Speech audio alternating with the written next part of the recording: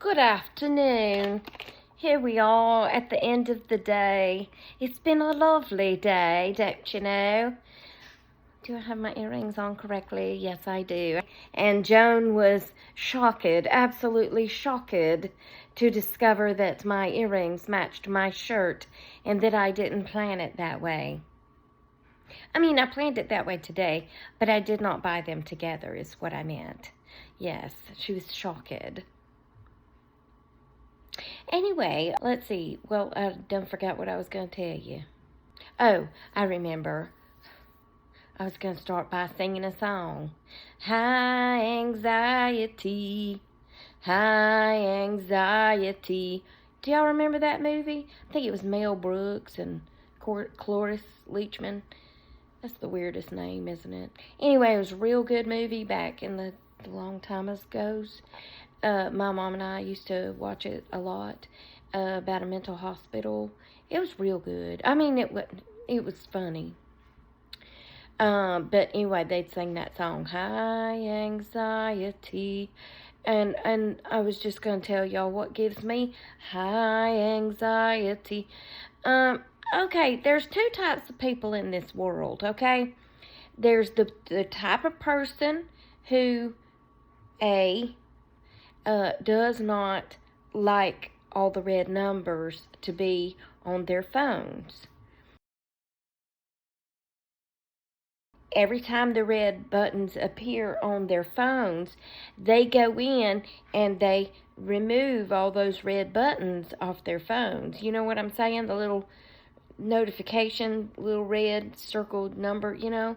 So, like, if you get, a couple of messages on Messenger, you'll have a 2 or a 3, and you got 25 emails. I wish that's all I ever had, but anyway, and you'll have a little 25 in a circle, and you just go ahead and go through all those, and you run through all your emails, and they're all just junk, and you just go ahead and select all and you delete. There's that kind of person who I like to call sane. And then there's the other kind of person who I won't call insane. I'll just say that you're not as sane, perhaps. But we'll call that person B. And you don't care how many numbers are on your phone. And you don't understand why people like me get anxious over all your numbers. My friend at work handed me her phone, and I started itching before I handed her phone back, because I was like, there's 4,582 emails. That's the number. And she goes, I know. Ma'am, those emails probably go back a year or two, and I can guarantee you if you've had an email for 2 years, you probably don't need it anymore. I mean, you can just do a mass select all and delete. You can just go through the last week, really, because hopefully if you had an email come in important, you would just look for that one and go ahead and deal with it.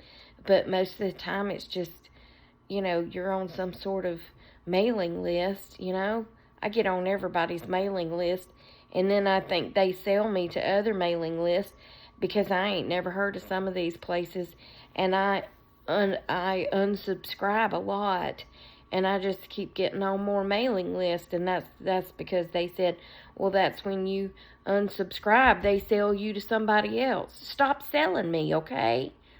I don't want my email address sold to all these different places, because let me tell you something. If you send me 14 emails a day asking me to buy something, I can assure you I'm not going to buy something from you, okay? That's like when you go in a store and somebody immediately starts saying, hey, is there something I can help you with? Okay, let me know if I can help you with something. And then you turn to walk around a corner and somebody says, can I help you find something? Okay, let me know if I can help you find something. And you're like, okay. And then you go around another corner and there's somebody else. Hey, can I help you find something? And I'm like, look, I just want to shop. Okay? And I can't shop with somebody asking me if I need help around every corner. I mean, I appreciate y'all being helpful, because there are some stores you go in and you can't find no help. But look, when I need help, I'm going to start looking around for one of y'all, and I'm going to come to you. Look, you ain't going to help me buy no clothes or no makeup nor nothing. Now, if I need help finding something, I will look for you and I'll ask you, okay? But leave me alone. Okay? And that's like all them buttons on my phone. They need to leave me alone, because they giving me anxiety. High anxiety. Stop it. Just stop it. Look.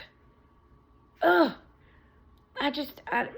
So which type are you? Which type would you be? A or B? Look, I don't think no different of you if you're B. It just makes me wonder about your brain, because my brain can't take it. So I would like to investigate your brain to see how you take it. And maybe I could maybe understand and take some of those skills from you to help calm my brain down when I have all them red numbers. You know what I'm saying? Because I ain't judging nobody if they have every one of their apps has red buttons, numbers. I ain't judging you. I ain't mad at you. I'm just saying I don't understand. It's just real hard to understand. Goodness. I got some things done today besides at work. I did get some laundry done while I was at work. I mean, they don't care. But when I got off work, I went to drop off the Pampers wipes that were delivered to my house for free to the twins' grandma. And she can take them to her daughter. I don't remember who it was said don't use Pampers wipes. Look, they were free. I can't take them back, because they were sent to me, and I don't know who, where, why. I can't say, hey, we don't like Pampers, we want this one, because I don't know where they're supposed to go, and I can't complain to Amazon and say, hey, you come get these, because they don't know I've got them. You know what I'm saying? You can't return something that you didn't order. So I'm just donating them to the cause. So, yeah, I can't request another kind because I didn't buy them. Yeah, they were just like a stork left them. Yeah, it was like a stork left them. And you can't argue with the stork. You know what I'm saying? The stork knows what he knows and wants what he wants. And he's going to give you what he wants to give you.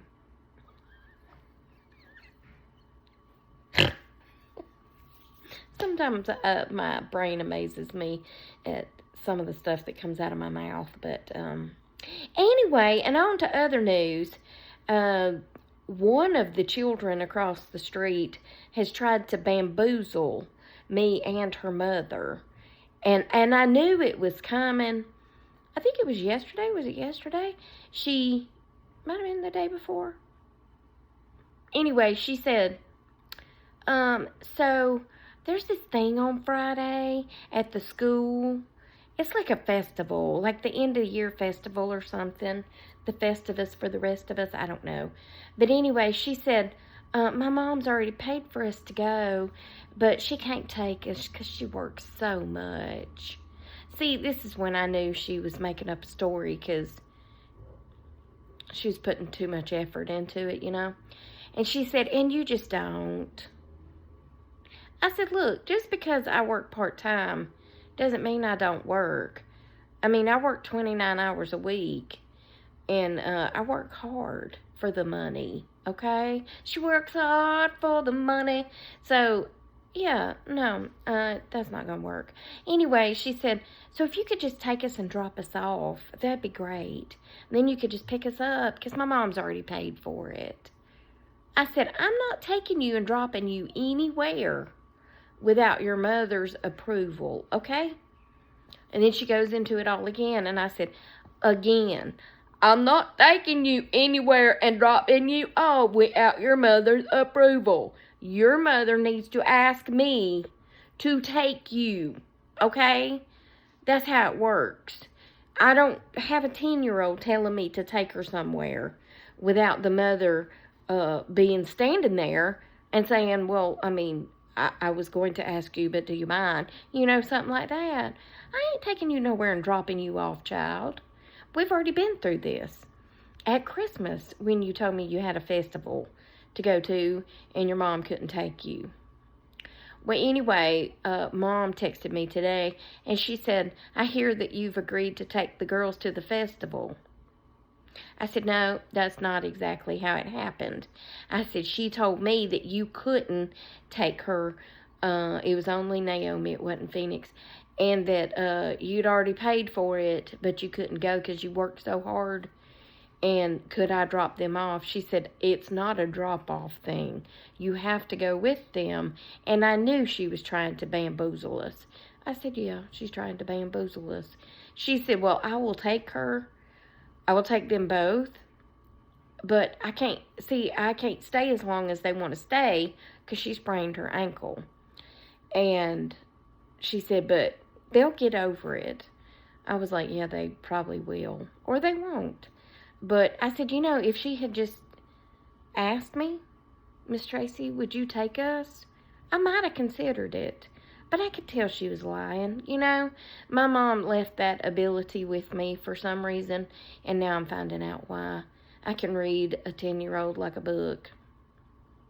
Or maybe that's just my women's intuition coming out. You know what I'm saying? But either way, I can tell when she's fibbing.